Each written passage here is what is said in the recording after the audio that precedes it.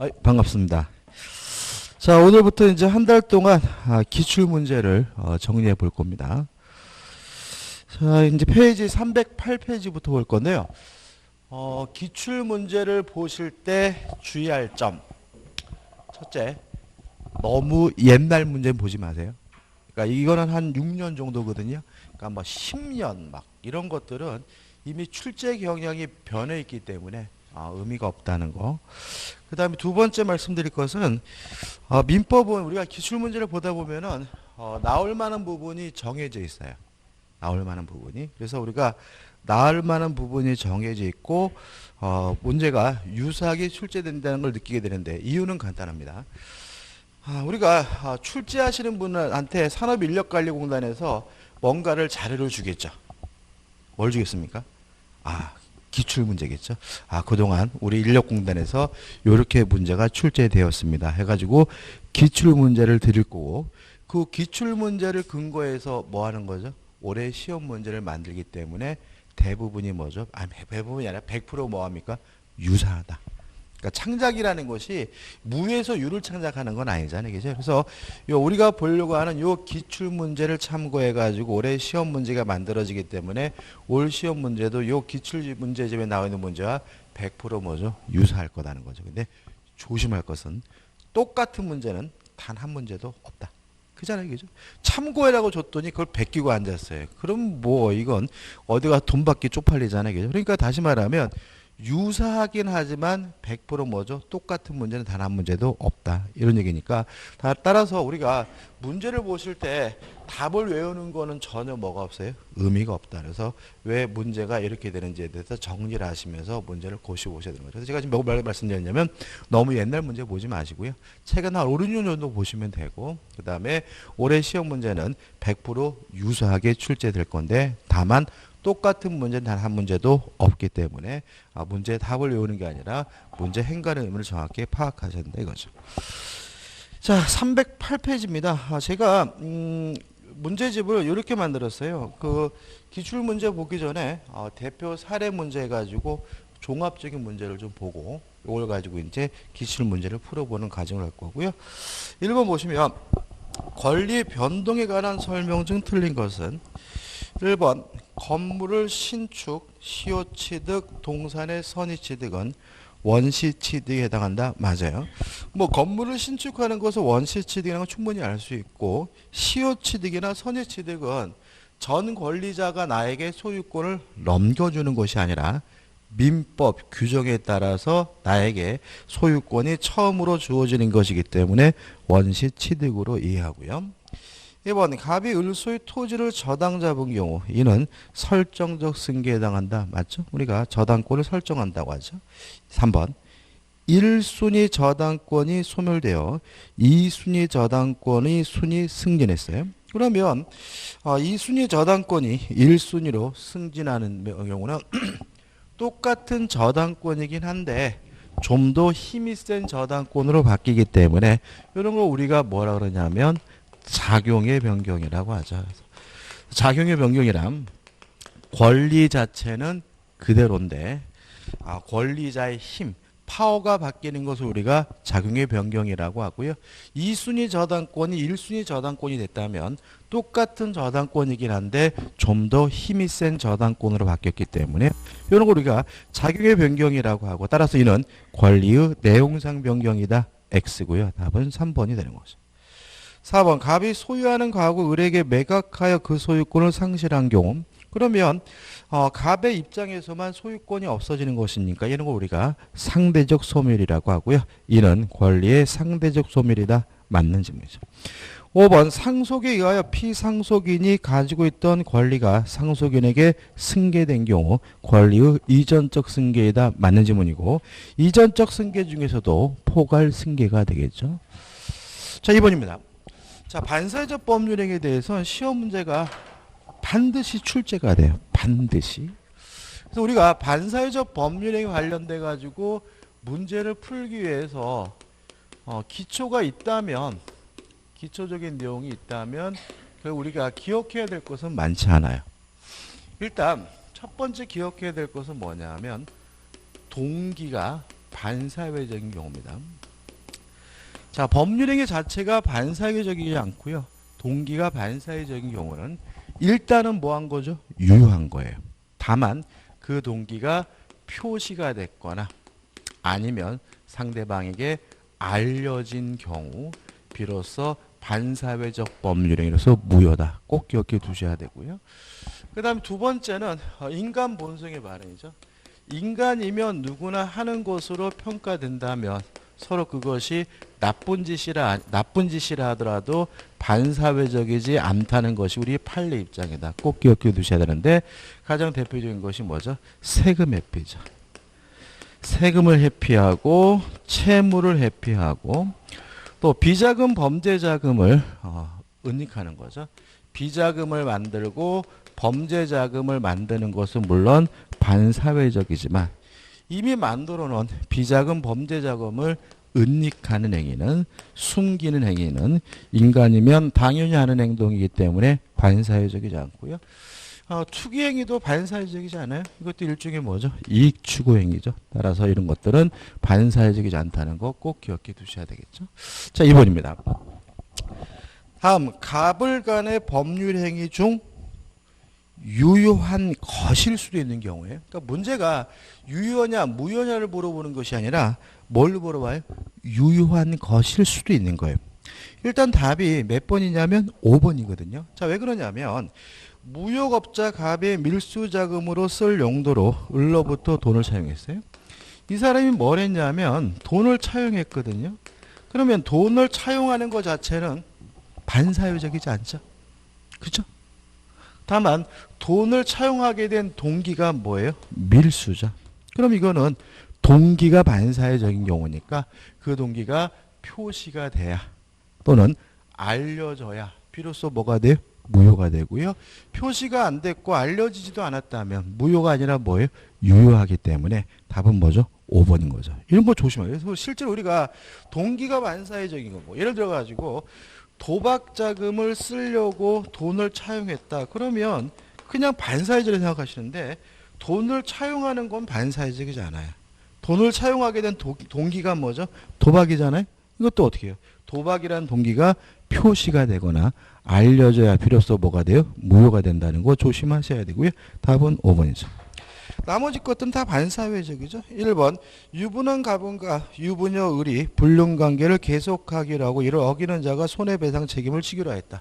물론 뭐죠? 반사회적이고 2번 동업자 갑과 을이 갈라서면서 갑이 평생 동안 동업의 내용이 된 영업을 하지 않기로 합의했다면 지나칩니다. 예를 들어 가지고 1년 동안 못한다, 6개월 동안 못한다 이런 거 가능해요. 그렇지만 평생 동안은 너무 지나치기 때문에 반사회적이고요. 3번 갑은 국가기밀을 빼주기로 하고 을로부터 돈을 받았다. 반사회적이고 4번 공무원 갑은 퇴직 시까지 공무를 공정하게 집행하기로 하고 을로부터 돈을 받았다. 자, 우리가 수없이 이런 거 있죠. 행위 자체가 반사회적이지 않더라도 돈이 금전이 결합되면 뭐죠? 반사회적인 경우가 있다. 따라서 공무원이 퇴직 시까지 정당하게 직무를 집행하는 것은 물론 뭐죠? 반사회적이지 않은데 뭘 받기로 했죠? 돈 받기로 했죠? 이것도 뭐죠? 반사회적인 거. 답은 뭐죠? 5번입니다. 그 다음 3번은 이제 이중매매죠. 이중매매에 대해서는 시험 문제가 아주 잘 나와요. 일단 개념은 말씀드릴게요. 자, 이중매매는 원칙적으로 유효하죠. 원칙적으로 유효하기 때문에 먼저 등기한 사람, 선등기자는 선악 불문하고 항상 뭘 갖게 돼요? 소유권을 갖게 되고요. 그 다음에 제1매수인은 그러면 뭘 할 수 있느냐? 첫 번째 매매계약도 유효하기 때문에 제1매수인은 매도인과의 한 매매계약을 해제한 후에 원상회복을 청구하고 별도로 이행이익에 대해서 손해배상을 청구하게 된다. 왜냐하면 이중매매는 유효하기 때문에 첫 번째 매매계약도 유효하고 두 번째 매매계약도 유효하고 선악불문하고 뭘 갖는 거죠? 소유권을 갖는 거죠. 다만 이것이 항상 유효한 것은 아니고 예외적으로 무효일 수가 있다. 어떻게 하면요? 적극 가담하면 이때는 왜 무효가 되냐면 우리 판례에 따른다면 반사회적 법률행위로서 무효라는 것이 우리 판례 입장이죠. 따라서 적극 가담하면 반사회적에서 무효이기 때문에 소유권은 누구에게 아직도 있냐면 매도인에게 소유권이 있는 거죠.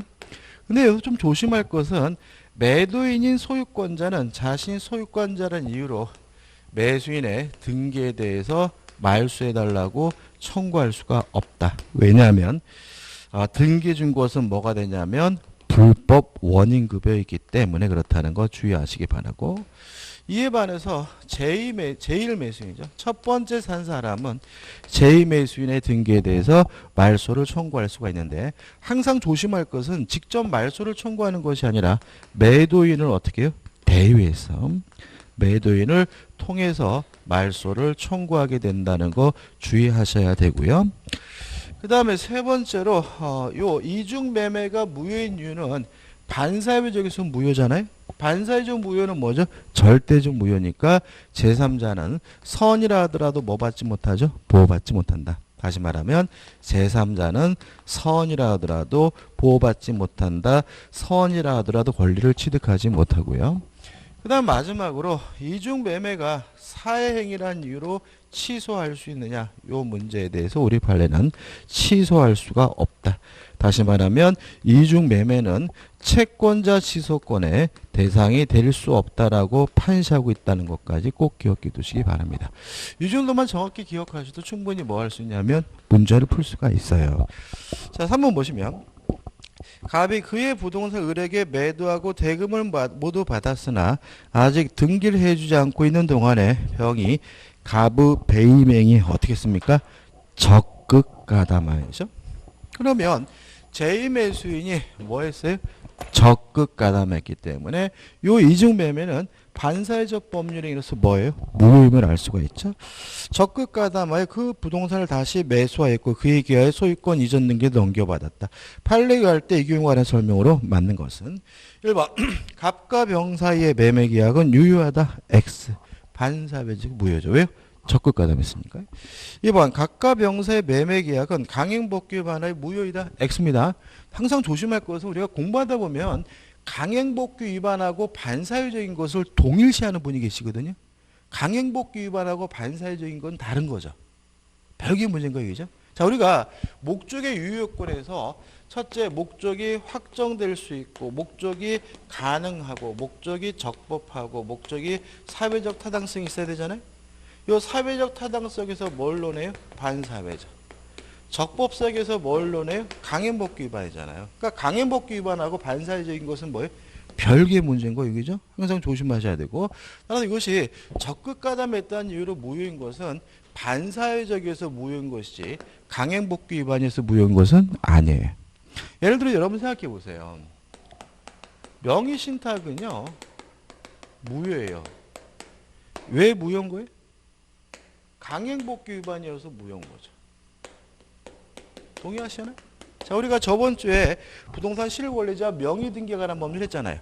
그 법에서 하지 말라고 뭐하고 있어요? 금지하고 있기 때문에 강행복귀 위반이니까 뭐인 거예요? 무효인 거예요. 그럼 명의신탁이 반사회적인가요?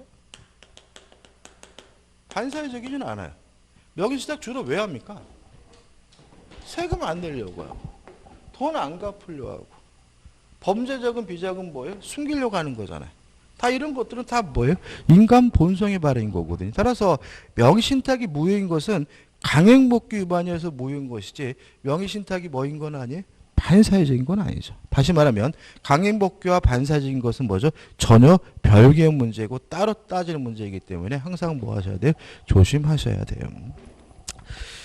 3번 갑의 병은 소유권은 불법 원인급여이지만 갑은 병에게 등기의 말소를 청구할 수 있다. X죠.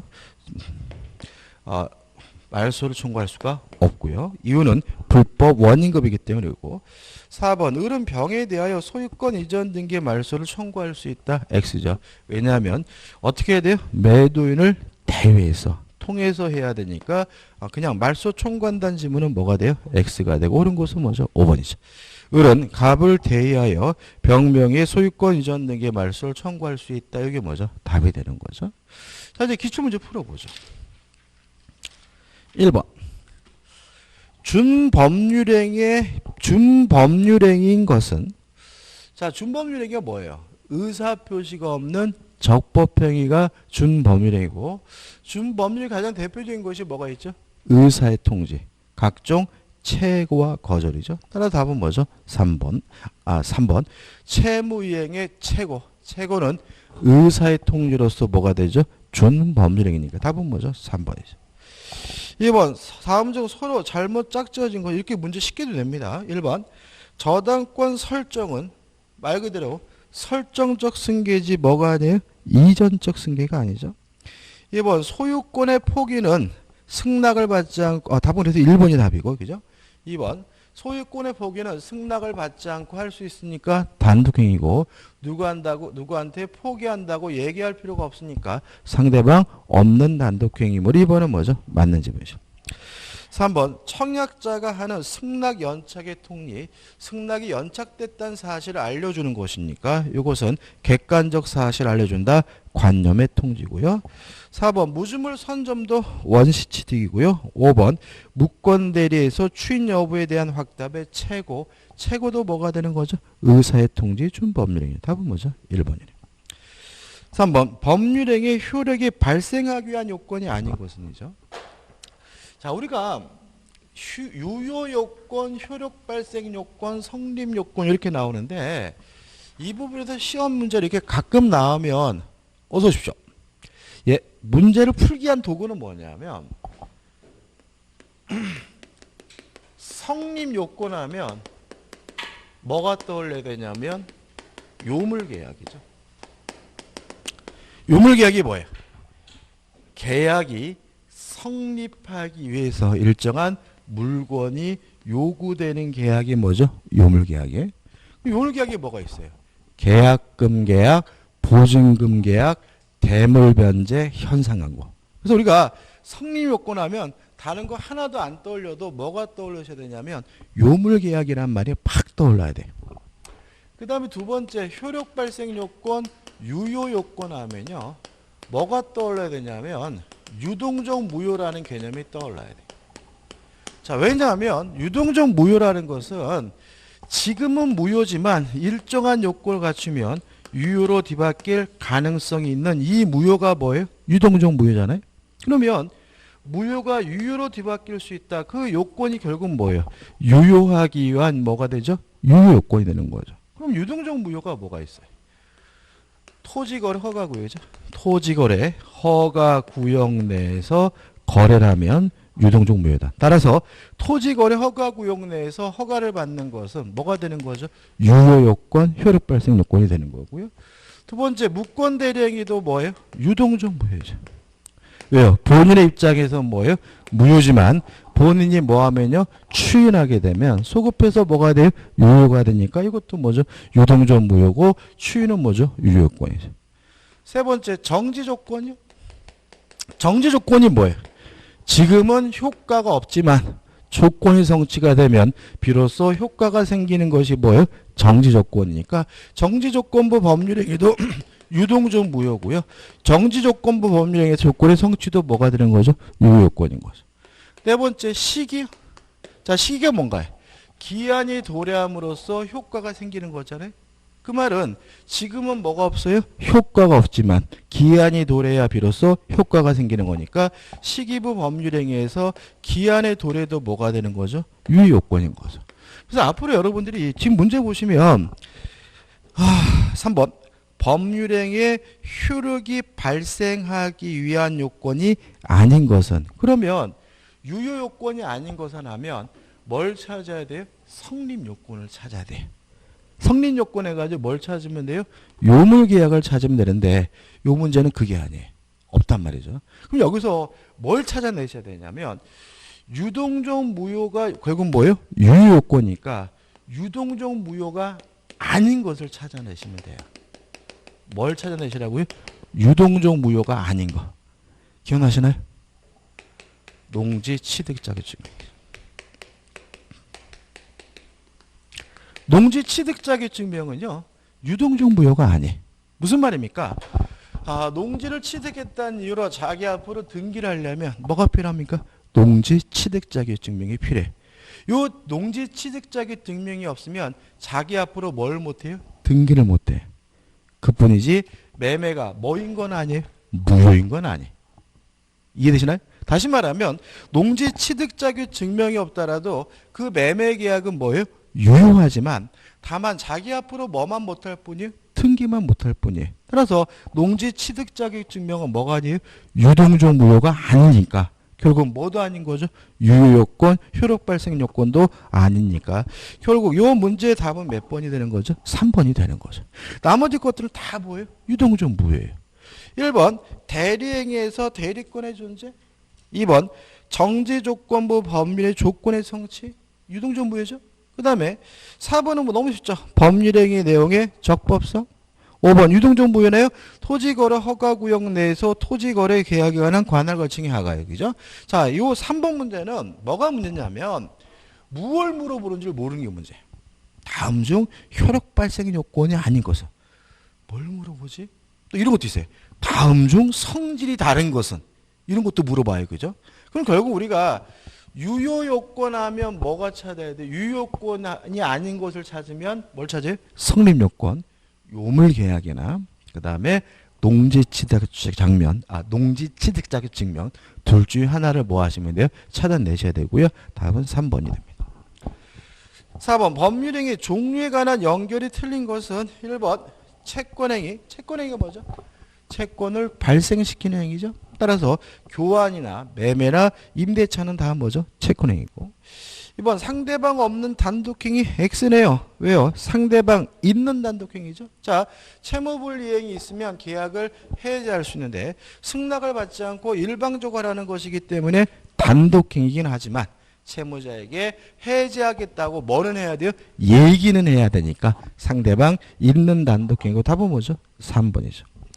4번 처분행위 저당권 설정행위, 5번 4번 유상행위 임대차, 5번 무상행위 증여죠. 5번 다음 중 의무부당행위가 아닌 것은 자 이런 얘기입니다. 자 우리가 채권을 발생시키는 행위라고 해요. 그러면 상대방 입장에서는 뭐가 생깁니까? 채무가 생기겠죠. 그죠? 따라서 이 채권 행위를 다른 말로 뭐라 그러냐면 의무 부담 행위라고 하는 거예요. 그래서 문제에서 다음 중 의무 부담 행위가 아닌 것은 이렇게 물어본 건 뭐예요? 다음 중 채권 행위가 아닌 것은 그러면 쉽게 느끼니까 좀 까다롭게 느끼지라고 어떻게 낸 거니까 여러분들 이런 게 나오면 뭐로 바꿔서 읽어보면 되냐고요? 다음 중 채권 행위가 아닌 것은. 그럼 채권 행위가 아닌 것은 뭘 찾으면 되는 거죠? 처분 행위를 찾으면 되겠죠? 처분 행위는 뭐가 있습니까? 물권 행위와 준물권행위가 있는 거죠. 물권행위는 뭔가요? 물권을 변동시키는 법률행위. 준물권이라는 말은 물권에 준한다는 말이 아니니까 뭐예요? 물권이 아니죠. 물권이 아닌 권리를 변동시키는 법률행위가 뭐가 돼요? 준물권행위. 그러면 다음 중 의무부담행위가 아닌 거 처분행위가 나와 있죠? 답은 5번이에요. 왜요? 채권의 양도는 뭐죠? 준물권행위죠. 그죠? 동의하시나요? 자, 보세요. 자, 을이 갑에게요. 1억을 빌려줬어요. 1억을 빌려주면 을은 갑에게 1억을 달라 요구할 수 있는 뭐가 생겨요? 채권이 생기죠. 그러면 1억을 빌려주는 행위는 채권을 발생시키니까 채권행위 뭐가 돼요? 의무부담행위가 되는 거고요. 을이 자신의 채권을 병에게 뭘 했냐면 양도를 했어요. 그러면 을에서 병으로 뭐가 넘어가요? 채권이 넘어가죠. 물권이 아닌 권리가 넘어가죠. 그잖아요. 채권은 뭐예요? 물권이 아닌 권리잖아요. 그죠? 그러니까 다시 말하면 을이 병에게 채권을 양도하면 채권이 병에게 넘어갑니다. 그러면 결국 물권이 아닌 권리가 넘어간다. 물권이 아닌 권리가 변동되는 거니까 채권의 양도는 뭐가 돼요? 준물권행위고 처분행위이기 때문에 답은 뭐가 되는 거죠? 채권행위가 되는 거죠. 채권의 양도가 되는 거죠. 나머지 것들 교환, 임대차, 재매매 예약, 주택 분양계약 다 뭐예요? 계약이죠. 계약. 이런 것들은 뭐예요? 다 채권행위고 의무부담행위죠. 넘기셔가지고 6번입니다. 다음 중 무효가 아닌 것은 1번 통정어의 표시는 무효입니다. 2번 주택 주택법의 전매행위 제한이야? 자, 이것도 우리가 한번 또 생각해 봐야죠.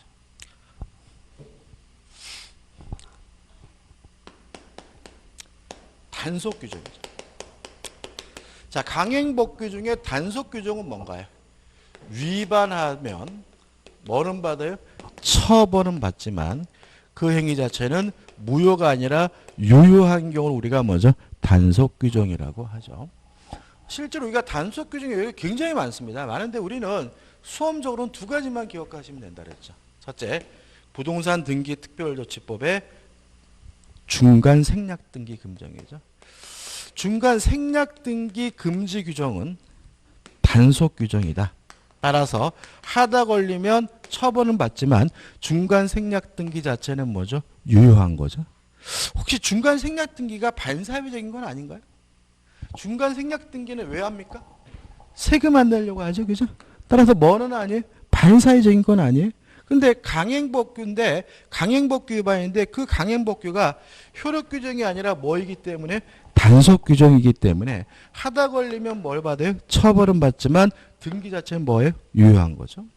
그 다음 주택법의 전매 제한이죠. 주택법에서 금지하고 있는 전매 금지 규정이죠. 이것도 뭐죠? 단속 규정입니다. 따라서 전매가 금지되는 지역에서 전매하다 걸리면 뭐는 받습니까? 처벌은 받지만 전매 행위 자체는 뭐예요? 유효하기 때문에 이게 뭐죠? 단속 규정. 이 두 가지만 기억하면 됩니다. 그러니까 이것도 너무 다양하게 이것저것 뭐 음식물, 뭐 무허가 음식점 뭐 이런 걸 막 외우고 있어. 아, 우리 공인중개사 시험인데 왜 그 무허가 음식점이죠? 두 가지만 정확하게 기억하시고 솔직히 좀 욕심을 낸다면 왜 이것이 처벌 규정이 아니라 단속 규정인지 이해하시면 좋죠. 아무튼 이게 뭐죠? 단속 규정이에요. 따라서 무효가 아닌 것이 2번 주택법의 전매 행위 제한을 위반하여 한 전매 약정은 단속 규정 위반이니까 처벌은 받지만 행위 자체는 뭐예요? 유효하기 때문에 답은 뭐죠? 2번인 거죠. 다음 3번 관할 관청이 허가 없이 한 학교법인의 기본재산 처분이요. 이게 두 가지 의미를 갖는데요. 이런 얘기입니다. 이게 나올 줄 몰랐어요, 솔직히. 자, 이건 우리 뭐냐면 제가 학교 이사장이에요. 학교. 근데 아침에 출근하다가 갑자기 짜증이 나가지고 내가 이 짓을 왜 하지 해가지고 그날 밤 학교 운동장 팔고 건물 팔고 그러면 애들이 학기 중에 뭐예요? 길거리를 나앉겠죠. 그러면 제일 먼저 누가 잘립니까? 교육부 장관부터 잘리겠죠. 실제 우리가 요새 계약을 못 하잖아요. 계약을 못 하는 가장 큰 이유는 뭐예요? 만약에 했다가 아이들이 뭐 한 7, 8명만 간연되더라도 아마 교육부 장관 물러가라 막 난리 날 거예요. 그죠? 그래서 결국은 이런 얘기입니다. 그래서 이런 문제 때문에 학교 기본 재산을 처분하려면 주무관청의 허가가 필요해요. 허가 없으면 뭐예요? 무효예요. 나중에 허가 받으면 뭐가 돼요? 유효가 되니까 이것도 대표적인 뭐냐면 유동전부예요. 일단은 뭐예요? 무효였다가 나중에 허가를 받으면 뭐로 바뀌어요? 유효로 바뀌니까 유동전 무효고요. 따라서 무효인 거예요. 근데 이게 나왔는데 또 나올까요? 제가 봤을 땐 이거는 시험 출제 오류입니다. 왜 오르냐면은 우리 공인중개사 시험은 법인이 시험 범위가 아니에요. 그러니까 예를 들어가지고 민법의 법인을 공부하게 되면 이걸 공부하게 되거든요. 근데 이거는 시험 출제 우려이기 때문에 오류인 거죠. 잘못 출제한 거니까 신경 쓰지 마시라 이 말이죠. 그죠? 중요한 건 아니라는 얘기. 그 다음에 4번 도박 채무 변제하기 위한 판사회적입니다. 그죠? 그 다음에 5번 공무원의 직무죠. 정당의 직무를 집행하기로 했더라도 뭐 받기로 하면요? 돈 받기로 하면 뭐죠? 반사회적. 답은 뭐죠? 2번이 되는 거죠. 7번입니다. 반사회적 법률은 무효가 아닌 것은 1번 어떤 일이 있어도 이혼하지 않기로 한 약정은 물론 뭐죠? 반사회적이죠. 2번 불륜관계 종류를 해제 조건으로 아예 내연역에 한 증여 이것도 물론 뭐죠? 반사회적입니다. 3번 수중자가 부동산 매도인의 배임행위에 적극 가담했어요. 일종의 이것도 뭐예요? 이중매매죠. 그죠? 적극 가담했으니까 반사회적이죠. 4번 관계 당사자의 전원의 합의로 이루어진 중간생략 등기 다시 말씀드리면 중간생략 등기는 단속 규정 위반으로서 처벌을 받지만 왜 한다고요? 세금 안 내려고 하는 것이니까 인간 본성에 바르니까 뭐 하지 않습니까?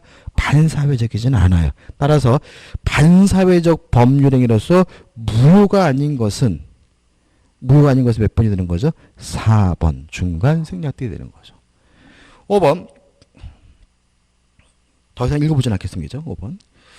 그 다음에 8번 반사회적 법률에서 무효가 아닌 것은 1번 과도하게 중한 위약벌 약정 물론 뭐죠? 반사회적이겠죠. 2번 도박자금 반사회적이고 4번입니다. 자, 우리가 허위로 증언하기로 했으면 무조건 따질 필요 없이 뭐예요? 반사회적인 거예요. 근데 정당하게 본대로 증언하기로 했더라도 뭐 받기로 하면요? 돈 받기로 하면 반사회적인 거거든요. 따라서 소송에서 증언을 조건으로 통상 용인되는 수준을 넘는 대가를 받기로 한 약정은 물론 뭐죠? 반사회적이죠. 4번 또 나왔네. 그죠? 4번이 아주 약방이 아니죠. 답은 뭐죠? 5번이에요. 읽어볼게요. 부동산에 대한 강제 집행을 면할 목적? 여기 있나요? 채무의 피죠. 그렇지 않습니까? 강제 집행을 면할 목적이라는 말은 돈 갚기 싫어서. 그죠? 돈 갚기 싫어서. 이건 뭐예요? 채무의 피고요. 채무의 피는 인간 본성에 바르니까 뭐 하잖아요? 반사회적이지 않아요. 따라서 부동산에 대한 강제 집행을 면할 목적으로 그 부동산의 허위의 근저당권 설정하는 행위는 물론 뭐죠? 반사회적이지 않고 답은 뭐죠?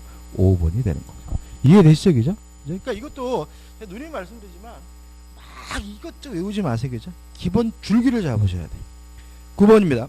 반사질서 법률행위로서 무효인 것을 모두 고른 것은 기억 무효가 건물의 임대 하나도 반사적이지 않죠. 그죠? 니은번 처음부터 보험사고를 가정하여 보험금을 취할 목적으로 체결한 보험계약은 물론 뭐죠? 반사적입니다. 디귿번 변호사가 민사소송의 승소대가죠. 이거 좀 조심하셔야죠. 그러니까 우리가 변호사가 아닌 사람이 성공보수 받기로 했으면 무조건 반사적인 거예요. 근데 변호사가 성공보수를 받기로 했는데 형사사건에 대해서 성공보수를 받기로 했다면 우리 판례가 2015년도에 뭐로 판시했냐면 반사회적 법률에서 무효라고 판시하고 있죠. 따라서 현재는 민사사건에 대해서는 변호사가 성공보수를 받는 것이 가능하고도 뭐예요? 유효해요. 왜요? 이거는 뭐 하잖아요? 반사회적이지 않으니까. 그렇지만 형사사건에 대한 성공보수 약정은 반사회적 법률에서 무효라는 것이 우리 판례 입장이라는 거 꼭 기억해 두셔야 되고요. 따라서 디귿번은 반사적이지 않은 거죠. 1번 수사기관에서 참고인으로서 자신이 잘 알지도 못하는 내용에 대한 허위 진술 읽어볼 필요도 없네. 그냥 뭐예요? 반사적인 거죠. 따라서 리얼 해가지고 3번이 답이죠. 10번입니다. 반사질서 법률행위에 해당하여 무효로 되는 것을 모두 고른 것은 이 기억이죠. 자, 우리가 이 강박에 대해서는 좀 조심하셔야 돼요. 참 이 강박에 의한 의사표시는 뭐 할 수 있죠? 취소할 수 있어요. 첫 번째 문제가 되는 것은 뭐냐면 강박에 의한 의사표시는 취소할 수 있는데 이것이 반사회적 법률행위인 것은 아니냐, 이 문제인 거예요. 자, 우리 민법은요 반사회적 법률행위는 무효라고 규정하고 있고 강박에 의한 의사표시는 뭐 할 수 있다고요? 취소할 수 있다고 규정하고 있기 때문에 만약 강박 자체가 반사회적에서 무효다라고 판시해버린다면 강박에 의한 의사표시는 취소할 수 있다는 민법 규정은 아무짝에도 쓸모가 없어져요. 따라서 우리 판례는 반사회적인 것은 아니다라고 판시하고 있어요. 두 번째, 진이 아닌 의사표시인 것은 아니냐? 이것도 있어요. 자, 우리가 진이 아닌 의사표시의 진이라는 것은 진정으로 마음속에서 바라는 바가 아니라 특정된 행위와 관련된 진이다. 따라서 무소수든 어떻든 간에 줄 마음으로 준 것이니까 강박을 당해서 증여하기로 했다면 강박을 이유로 취소할 수 있을지언정 뭐는 아닌 거예요? 진이 아닌 의사표시는 아닌 거. 이것도 기억해 두셔야 되고요. 다만 강박이 너무 지나쳐가지고 의사 결정의 자유가 완전 박탈된 상태로 평가된다면 이때는 의사 무능력자와 다름이 없기 때문에 이때는 뭐가 돼요? 무효가 돼요. 그죠? 여기서 의문이 생깁니다. 아니 반사의 강박에 의한 의사표시 취소할 수 있다 그러는데 왜 이런 판례들이 자꾸 나오는 거냐? 이유는 뭐예요? 취소권은 행사기간의 제한이죠. 법률행위를 한 때로부터 몇 년입니까? 10년. 추인이 가능한 날래부터 몇 년입니까? 3년. 요 기간 내에 취소할 수 있고 요 기간이 지나게 되면 뭐 할 수 없어요? 취소할 수 없잖아요.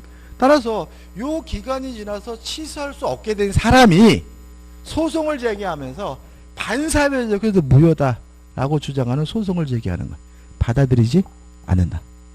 또 진의한 의사표시도 무효다라고 주장하면서 뭐라는 거예요? 소송을 제기하는 거예요. 받아들이지 않는다.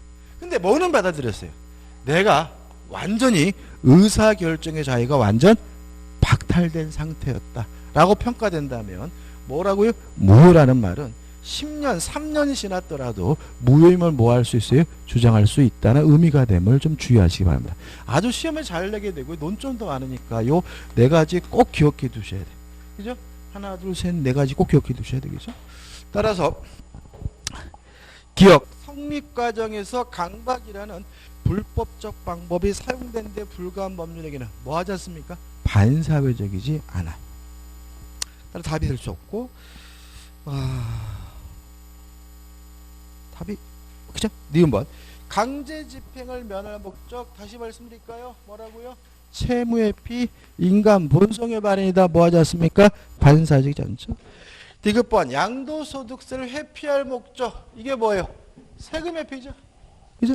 어떤 형태든지 간에 세금을 안 내려고 하는 행위는 뭐 하지 않습니까? 반사적이지 않아요.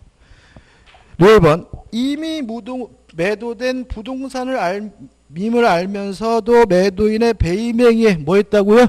적극가담. 적극가담했다면 반사회적이. 따라서 여기서 반사회적인 것은 리을 하나이기 때문에 답은 몇 번이 됩니까? 2번이 되는 거죠. 간단하죠. 그 다음에 넘기셔가지고 11번. 틀린 걸 찾네요. 1번. 반사회적 법리에 해당하는 여부는 해당 법률행위가 이루어진 때를 기준으로 판단해야 한다. 맞는 질문이죠. 자, 이게 왜 이런 판례 왜 나오는 거예요? 이것 때문에 그래요. 변호사가 형사사건에 대해서 성공보수를 받기로 하는 약정은 반사회적이 무효다. 그동안 많이 받았잖아요. 그러면 과거까지 싹 무효가 되느냐? 그러면 내가 30년 전에 낸 그 성공보수 돌려받을 수 있느냐? 요 문제에 대해서 언제를 기준으로 한다는 거예요? 법률행위 시. 따라서 만약에 2015년도 판례니까 2015년 전에 이루어진 성공보수 약정은 무효가 아니라 뭐죠? 유효이기 때문에 돌려받을 수가 없다. 이런 의미가 되는 거죠. 맞는 질문이고. 2번. 반사의 질서의 법률의 무효는 이를 주장할 이익이 있는 자는 누구든지 주장할 수 있다. 맞는 질문이고요. 자, 이것도 이렇게 기억하자 그랬어요. 자, 우리가 취소에서 취소는 취소권자를 배우죠. 그죠? 뭐 제한 능력자, 차고 사기, 강박에 의한 의사표시자, 대리 승인. 이게 무슨 말이에요? 취소는 아무나 할 수 있는 것이 아니라 정해진 사람만이 할 수 있는 거고, 우리가 무효를 공부할 때는 무효임을 주장할 수 있는 공부를 안 하죠. 그죠? 왜요? 무효는 뭐예요? 아무나 주장할 수 있다. 따라서 무효는 아무나 주장할 수 있다. 뭐가 되는 거죠? 맞는 질문인 거죠. 그 다음에 3번. 법률행위가 사회질서에 반한다는 판단은 부단히 변천하는 가치관념을 반영한다. 물론 맞겠죠. 그죠? 그래서 가게는 이게 반사회적이지 않았다가 이제는 뭐가 된 거죠? 반사회적인 것으로 바뀐 거죠. 그 다음에 4번. 다수의 보험계약을 통하여 보험금을 부정 취득할 목적으로 체결한 보험계약은 반사회적 법률 무효다. 물론 뭐죠? 반사회적이죠. 5번. 대리인이 매도인의 배임행위에 뭐 했다고요? 적극 가담하여 부동산에 이루어진 부동산의 이중매매는. 자, 왜 무효입니까? 반사회적 무효예요. 절대적 무효죠. 따라서 제3자는 선이라 하더라도 뭐 받지 못합니까? 보호받지 못하므로 계속 보시면 매수인이 그러한 사정을 몰랐다면 반사회 질서 법률행위 되지 않는다라는 질문은 뭐가 돼요? X가 되고 답은 뭐죠? 5번이 되는 거죠. 답은 뭐죠? 5번입니다. 좀 쉬었다가요. 12번을 보도록.